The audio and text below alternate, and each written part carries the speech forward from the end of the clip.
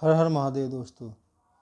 आज हम 12 ज्योतिर्लिंगों में से 5वें ज्योतिर्लिंग बाबा केदारनाथ की चर्चा करेंगे। केदारनाथ की स्थापना व उसका इतिहास क्या है, उस पर नज़र डालते हैं।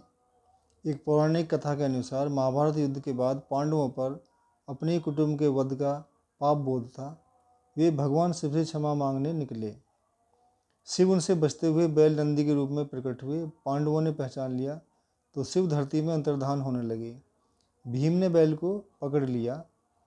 पीठ यानी कि कुंभड़ उनकी पकड़ में आई, जो कि केदारनाथ में प्रकट हुई। शेष अंग पंच केदारनाथ में।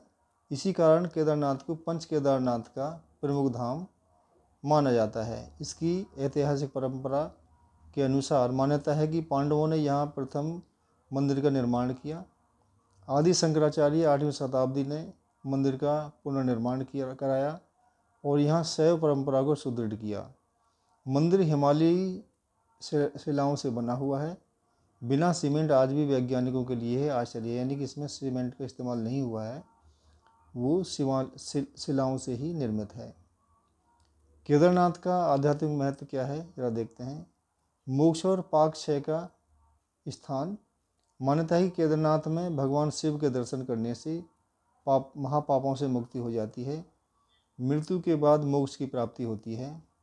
इसलिए कहा जाता है केदारे दर्शनम पापम नश्यति।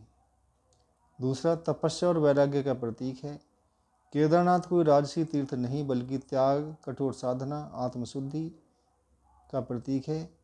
यहाँ की कठिन यात्रा स्वयं एक तपस्या ही मानी जाती है। पंच केदार में सर्वोच्च स्थान। शिव का पीठ भाग यहाँ स्थित होने से इसे पंच केदार में सर्वश्रेष्ठ माना जाता है।